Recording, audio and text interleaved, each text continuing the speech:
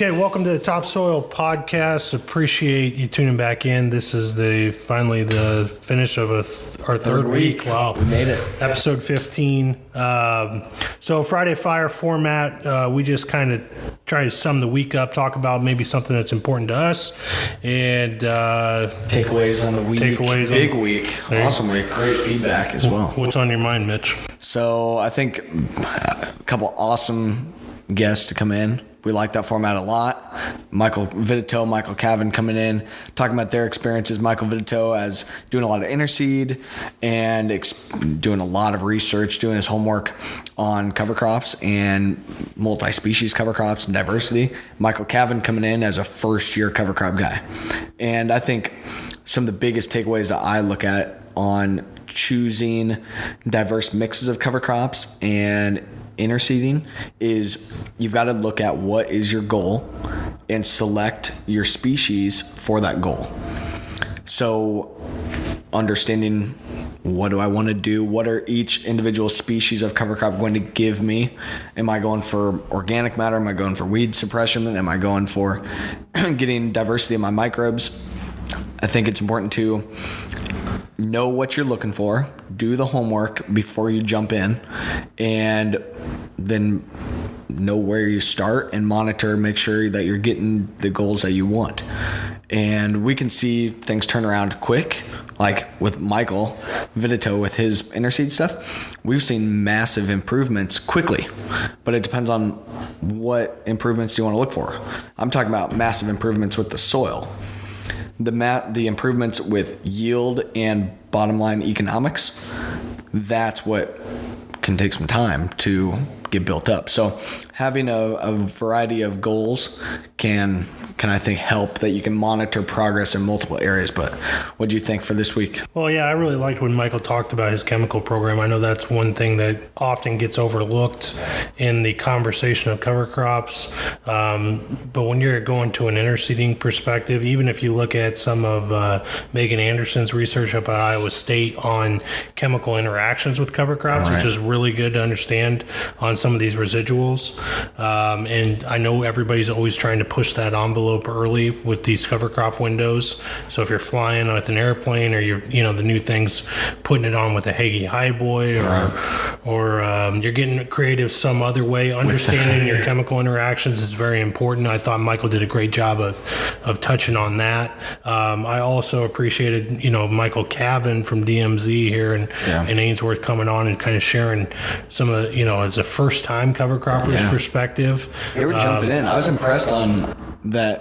They're going for it. They're going for it. They're trying things, but they're going about it smart. Sure. They're not jumping in thousands of acres. Right. But they're doing a pretty good chunk where I think they can actually really learn something and trying a variety of different things. I thought that was really good. Absolutely. And of course, Michael's been doing his homework too. Yeah. They've been talking about this for probably a couple of years leading up to this point.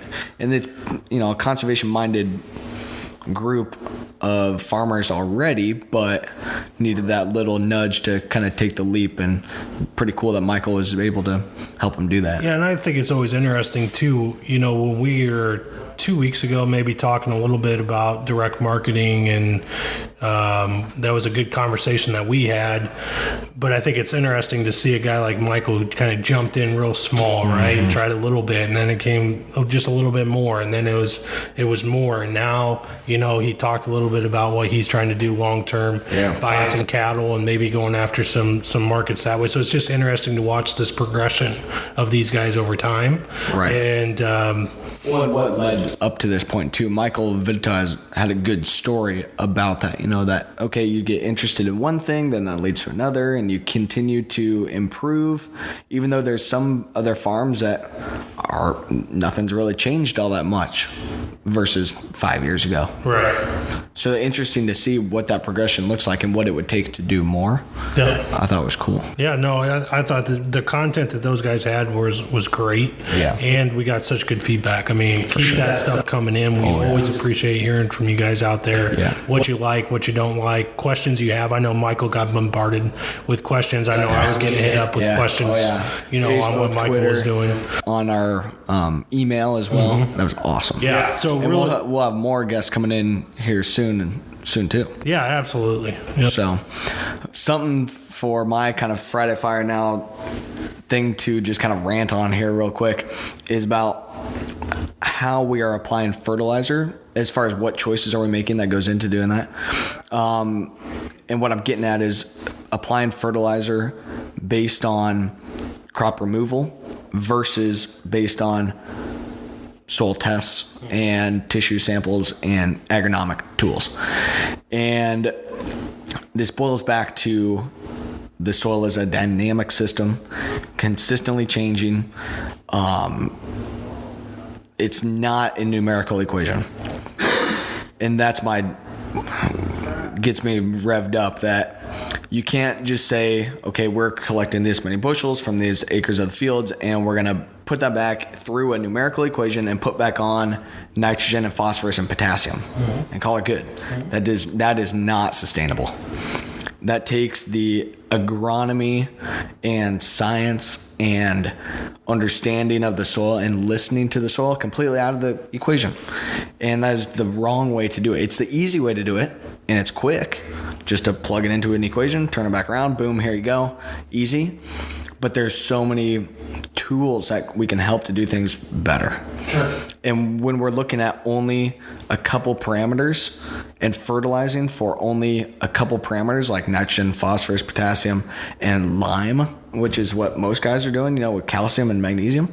But there's so much more going on that I think looking at spring applications and whatnot here, we need to be paying more attention to what is actually going on in the soil, whether that be with soil tests and quantifiable data, or whether that be what's going on with the weather. Weather is impacting things a lot, and that's going to change what's going on below ground, and it's going to change how nutrients are recycling in the ground.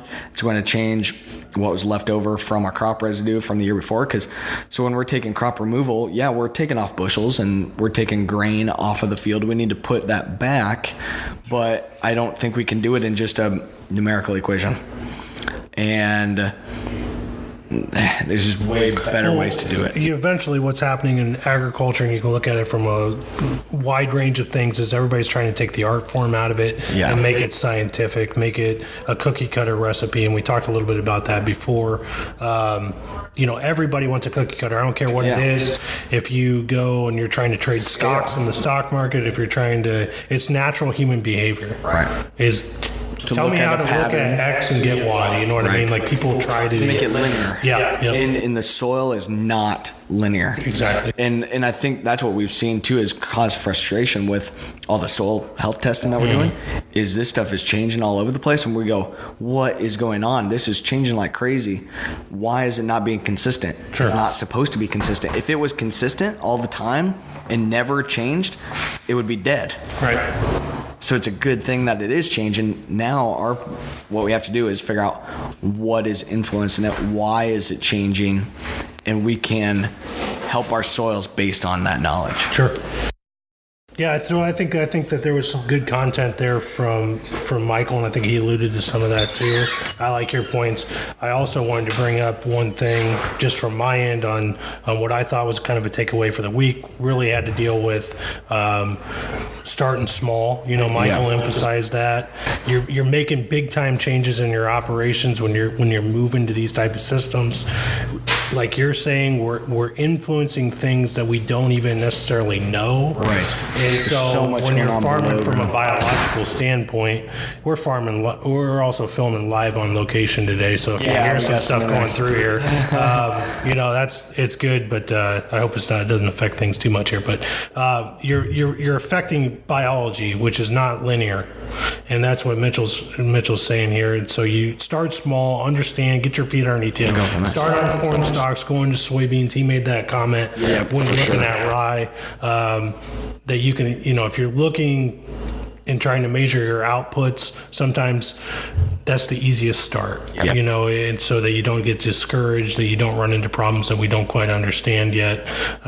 Start small, start with something you can manage, and understand that this is not a XY linear relationship. Love it. So, hey, next week we got some good stuff coming up. We're going to try to tackle more of some direct marketing, possibly. We're right now we're getting a lot of feedback. There's a lot of commotion around the tariffs in China, and so we're looking to try and get somebody in here to discuss that. Marketing, but Right, exactly. And I think that no matter what system you're in, you still have to market grain. I think that's important to the people out there that are listening. So, we want to get our heads wrapped around that. So we're trying to find somebody come in, talk a little bit about the Chinese tariff situation that's going on and what they think from a long-term perspective, what we should be looking at and be worried about. So that's kind of what we got on the docket for next week. We appreciate any feedback that you have. Look us up on Facebook. Find us on Twitter, Topsoil Podcast. Again, Mitch Hora, that's my co-host. You can look him up at Continuum Ag LLC. He has a consulting business here in Washington, Iowa. And myself, Trent Stout, at Stout Seed or at Seed Junkie on Twitter. And also you can find us on Facebook. So give us feedback. If you're interested, here's a call out to anybody that's interested in being a guest for our Farmer Highlights. Yeah. If you are doing some direct marketing, or for a roundtable, come in and discuss. For a roundtable discussion, sure. Yeah, that went really well, so we need some more. Yeah, if you are, we can do. We can do it either electronically, through Skype, through some of those services that are out there, or we can do it in person. So if it's something that you're interested to, yeah, come on down to the Soil Nation World Headquarters and film live here. But if you're interested in any of that, and I know we've reached out to some people already, but if you're interested, Facebook, Twitter, email, look us up. Love to have you. Absolutely. Thanks.